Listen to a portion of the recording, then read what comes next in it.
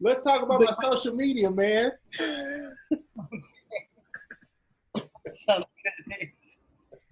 Oh, All right, let's do this thing, man. It's good to see you again. Good to talk to you. All right, so here we go, man. Hey, it is the Ace Michaels show. Guess which one of us that is? That's me. And you are the guest. You are the listener. You are the viewer in the corporate terms. Hey, I don't make the rules. That's what you are. You're the viewer. You're the demographic at this point. Anyway, if you ever want to be on the show and be more than just the demographic, I suggest you do that. You can contact us at the number on the screen. And that way, you know what I'm going to say. That way, you know you can speak your mind, voice your opinions, objections, conjectures, beliefs, dreams, appearance, you know, all that stuff. Today on this show, my guest is a good friend of mine. Yes, I have them. He's a good friend of mine. Mr. Justin Lanning is with us. Justin, how are you, buddy? Ace, it's great to be on your show. I'm doing great, and it's really good to see you, man. I haven't seen you in a long time. A Yep, long time. It's been almost, it might even be a decade you're right. I think it is. since It is. we hung out. Yep. That's just so you guys know, that's how in touch I keep with my friends. Like most of the most of the people I introduce on the show as my friends are people that I haven't spoken with. I'm like, yeah, this is my friend from when I was 12. Now they're on my show. But anyway, so Justin, you have a fabulous story. I can't even begin to tell it better than you, but it involves music, it involves MTV, it involves fame and fortune and glory. Please tell us a little bit about the Justin Lanning experience. Wow. Well, I have a book coming out very soon. Um, so far, one of the tentative titles are, or is, The Untold Story of Justin Lanning. And in the meantime, boy, there's so much that I've been working on in terms of just musically. I have, I had a bad breakup with the record label in 2008. Okay. And the truth is, it hurt my soul. It hurt my heart, you Mm, know, to deal with something so precious to me that just became objectified by other people, and it was a very, very crushing blow. But here's my quote. Here's my main theme of my book, of my music. Setbacks are setups for comebacks. Currently, I'm working. nice, nice. Yeah, Thank that's true. That's real talk. I like that. I thank like that very much. Setups are no setbacks are setups for comebacks. you, yes, sir. We That's better hold on. We better do setbacks. UK and Canada. Okay, good. Because you know what, somebody. Yeah, we got to make sure. You know what I'm saying? Woo, that's too much fire to be putting out for free, dog. Don't give them that. Mm-mm.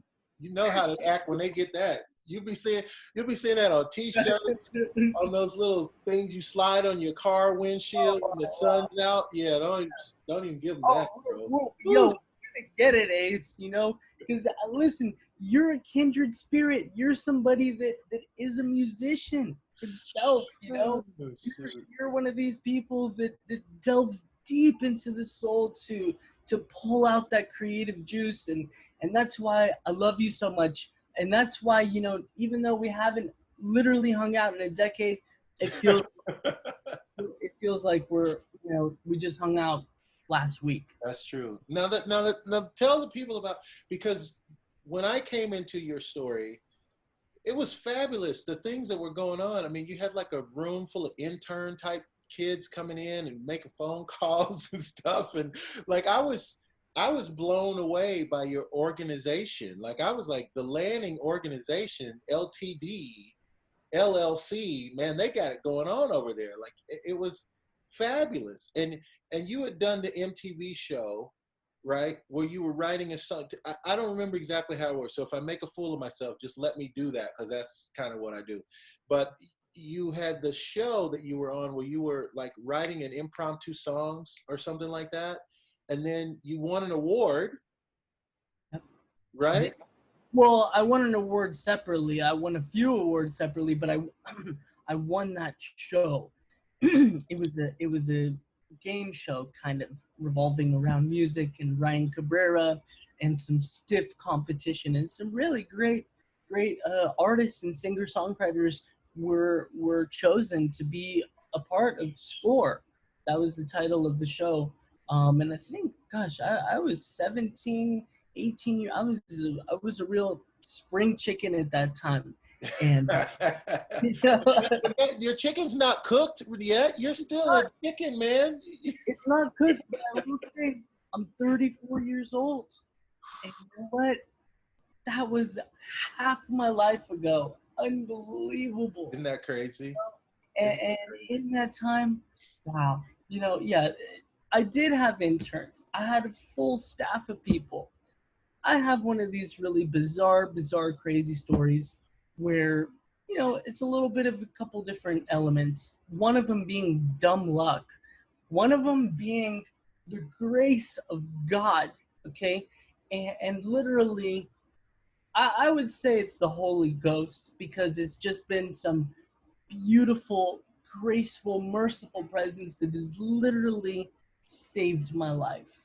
And the only reason why I'm alive is because I haven't finished doing what I'm here to do. Yeah. And there's a lot to that, as you know. And So, Justin, did you go through some dark turns? Like, I mean, you were a rock star when I met you. I mean, you really were a rock star. And I say were not because that, like I used to run around with Train, with Counting Crows. I opened for Prince, years ago. But I'm not saying that to say anything except it's just stuff that happens. You know what I mean? It's not like it doesn't define your life. It just is something that happens. It's no different from saying, well, I was standing on a bridge one day and I threw a rock off the bridge. Oh, okay. That's all it was. It was a thing that happened. So, I mean, you were a rock star for real. Like, I remember, did we book at the House of Blues? Or we Yep. booked you somewhere. Yeah. And you played and big fan base and the whole 9 yards. And, I have a pleasant memory of your mom. Was your mom managing you or co-managing you? She was always close by. Yeah, Yes. and she's good. She's good. She's Okay, good. awesome, Yeah. awesome. Yeah, she was a wonderful lady. I remember dealing with her was wonderful, and you just had all this stuff. And so the reason I bring that up is to say that the industry, the industry has changed so much in just this short time that we're talking about it. Do you think that the industry could have done you a better deal? Like, could the industry have been kinder to you, or did you get everything you could have gotten? It just wasn't. You know what I'm saying? Like, it just is what it is. It's a fair question, and the brutal, honest truth is that I call it that I got I got fucked in the ass without. Is that the technical term? That's the technical term for it. I got you. That's the technical term. Without Vaseline, and being a young guy, you know, I didn't. Yes, you touched on a very important point. Dark times are absolutely part of my story. I have a very checkered past, and you know, yes, the industry. Look, there was so many different factors and so many different things all going on at the same time, but there was also an element of, well, really just it, it's so there's so much to say about this one topic. I literally could go on and on. I mean, I essentially settled uh, a contract with my previous record label to just release me my music because I wanted to, put it out there myself. Um, and you know what? That may not have been the right advice that I got from my attorney at the time. You know, um, I was just told to kind of settle it and just, do another album, write something else, move on. And the truth is that after So I had some initial success. Um, Yeah, you did. and, yeah, Absolutely. Yeah. and that was through, uh, I'm very proud to say I'm a top 20 Billboard charting artist. And in 2008, I wrote, well, it was really from a song I wrote previously, but in 2008, I worked with some very talented DJ remixers in the club scene, and they remixed one of my piano ballads, Mm. and that ended up getting some traction. And believe it or not, that had nothing to do with this record label that I was working with. Hmm. And I guess what I'm trying to say is that there's so much that there's so much that goes into being an artist. Okay, there's so much that you don't know what you don't know. All right. And when I was at the time of my life, I had no idea about the vast complexities of certain things such as publishing and, you know, contract law, these things, intellectual property rights, songwriting agreements. I mean, the list goes on and on and on. Side artist agreements, So essentially, what happened to me was it was like drinking from a fire hose. Okay, Yeah. I had so many different aspects starting to go, and then there was actually a real tragedy that befell my family. Um, my parents have been very hardworking, honest people their whole life, and at the time they built up multi millions of dollars in real estate, AAA property in Beverly Hills and West Hollywood, um, and because of one tenant, one guy, it literally took down my family's empire, my future inheritance, completely gone. I grew up in Beverly Hills. Um, you know, we had a few homes in Beverly Hills, few properties in West Hollywood. Mm. And you know what?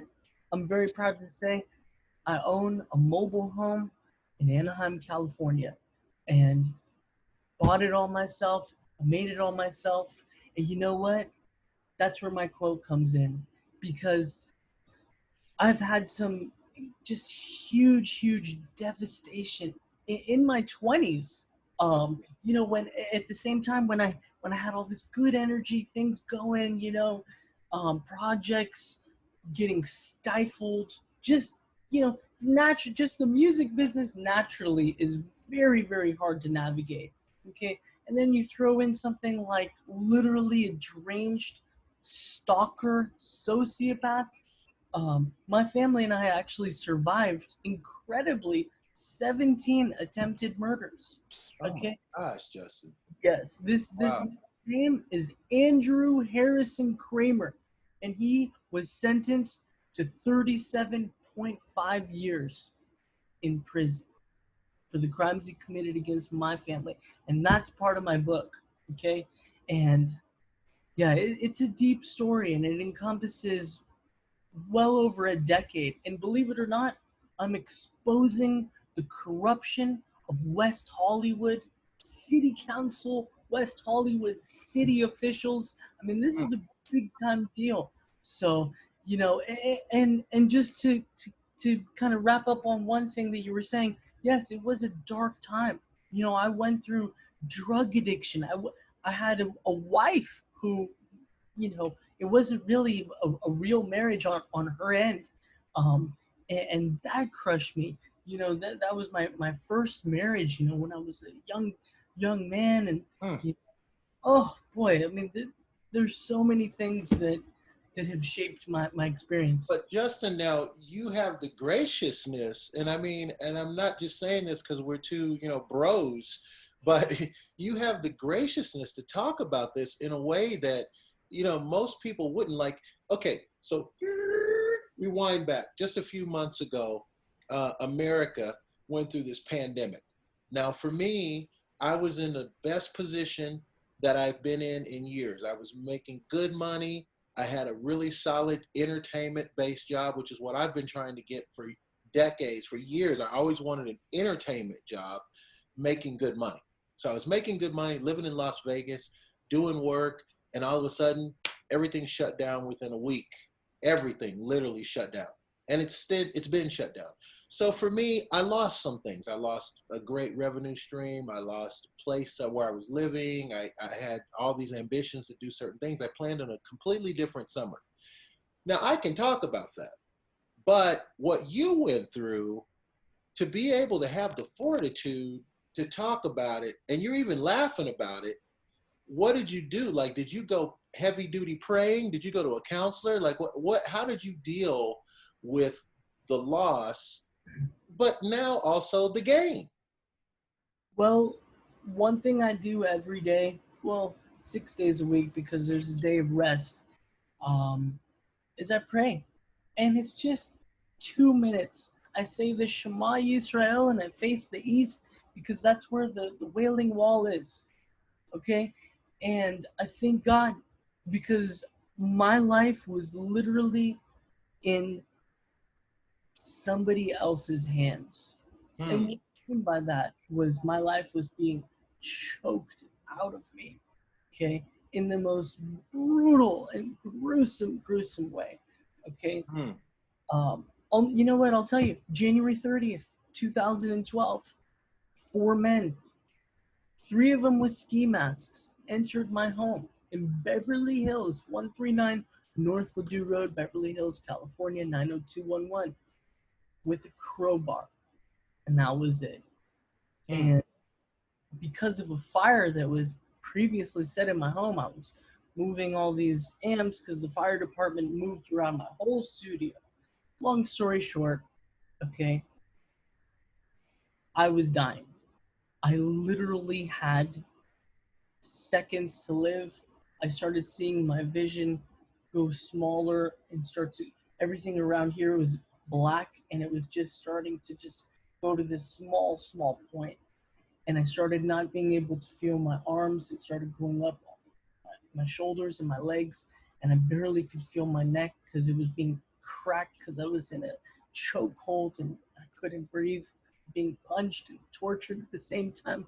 I mean, literally, it was attempted murder in cold blood, and these people were paid $10,000 each to murder my mom and I together. Only by the grace of God was our life saved by a gentleman by the name of Shadow. He prefers that as his name because of his own reasons. But at the time, he was a homeless drunk Hmm. and he needed shelter. And he scared these assailants literally at the last possible second and created a diversion, and my life was spared. And that's why I pray every day. Even if it's just for 2 minutes, I thank God. Okay, there's definitely been a few days where I haven't prayed, and I feel bad about that because the truth is, God gave me a gift, and I do my best. Look, I'm not saying I do it perfectly. I probably binge on video games a little too much here and there, and you know, dealing with, like Yes, if truth be told, yeah, you probably binge a little bit too much on yeah, it. that's truth be told, you know. Truth be told, if we're gonna call a horse, let's, yeah, man, you're right. But you're in a very good place, Justin. Like you really, it's encouraging and motivational to see people have gone through uh, some trials and tribulations. I mean, you won't have success without failure. You won't have success without setbacks. It's that's the way it works. You can't. And there's been times where it's literally paralyzed me. So many negative, evil things, and then just take away all that. The world itself is a it can be a cruel place, especially for an artistic, creative soul that really has to be in touch with one's feelings. You know, Mm-hmm. so there's been a lot that. Oh, go ahead. No, I'm listening. I just was gonna say, tell us about the book, and because it seems like this is where we're gonna find out a lot of the details that fill in this story. It's fabulous. Thank you. Yes, the book, I have it, I have a couple working titles. Um, it's really a compendium. It's a timeline. It's autobiography. I have a lot of backstory. It's all everything that I have seen and felt. Um, it's funny, the district attorney of Los Angeles provided me a giant notebook of evidence that they had against Kramer. And I thought I could use that to my heart's content. There was pictures of my home, and they took the footage from my DVR, gave me back the DVR, of course, with no footage on it. So you know, Thanks for that. they gave me. They said, no, no, no, no, no. You can't use anything. That's our government investigation. So you got to do it all yourself, and you can't have any of that. And I said, oh, okay. I'll still tell my story. Don't worry. You know. So I'm so excited to tell the story because it's really the story of my family. It's not only my story, but my parents were big time people, and literally, you know, we have we have fallen from grace, only to have us literally guided and lifted up again. And in the meantime, I got my real estate license. I'm a realtor with Remax Discover in Anaheim Oh Hills. wow, Yep, that's a tough one to get on too. it's a I tough was gonna say it would seem like you probably gleaned a lot of information on real estate and property and business management from your folks, one. which probably came in handy during all of this time, the rebuilding time, right? So that's good. Well, like I said, you don't know what you don't know, and through going through everything that we did, I started really gleaning all of the things that I felt were really important, and that I wanted to teach my future family. Hmm. Um, and then I also became a financial services professional. Um, you know, because what's happened to me, I've lost basically everything that was dear to me, and I didn't know of certain products and certain things that I know of now. And so I want to impart that message of essentially just saving money the right way. And I want to help families protect what matters to them most, because that's the realization that I've had, that I'm here to just be a channel. You know, I've been given a beautiful gift of music and creativity, um, and the ability to help people. Through my deep well of experiences regarding to financial services, regarding to real estate. And this is just the beginning, because I have a lot more aspirations. But for the time being, I got 2 licenses. I'm here to help families, and I'm working on my book. It's going to be done soon. I'm shooting definitely for 2020 release date. In the meantime, I have 3 albums that I'm re-releasing of old material that should be released definitely within, I would say, July of 2020, and you know about 6 other albums of music after that. So I got a lot on my creative plate here.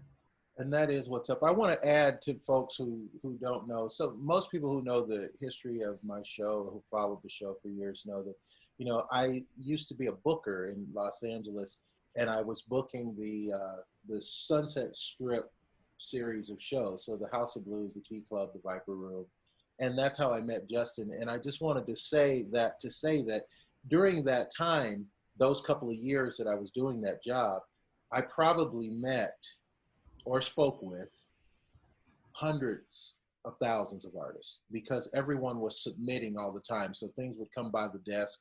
Um, anyway, long story short, in that time, Justin Lanning was one of the most positive, pleasant artists. Every interaction with you, and you were coming from a place where you were a signed artist, you were, you had a major television show, you were working on these other projects that had lots of potential, but you were never a diva. You were never someone that wasn't enjoyable to work with in every interaction that I remember. And that's saying a lot, because if you've been to LA, you know that there's not a lot of people like that. But anyway, Justin, I just wanted to say that to you face to face, because it's been a long time since we spoke. So how do we stalk you on the internet? We want to follow you now. We want to be fans. What's up? How do we stay in touch with the man? Go to justinlanning.com. Everybody goes to Instagram. So my handle is at Justin Lanning, Lanning. And you can find me on facebook.com/Justin Lanning Music. I'm going to be uploading a bunch more videos to YouTube soon. My handle is youtube.com/Justin Lanning. And, you can find me on Twitter. You can find me everywhere. I would love to hear from you guys. And Ace, thank you so much for having me on your show. You're so lovely, and I really appreciate it, man. Thank you.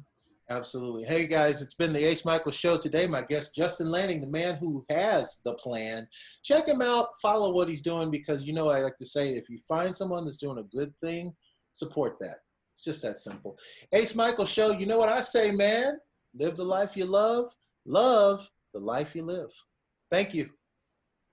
Thanks, Justin. That's great, man.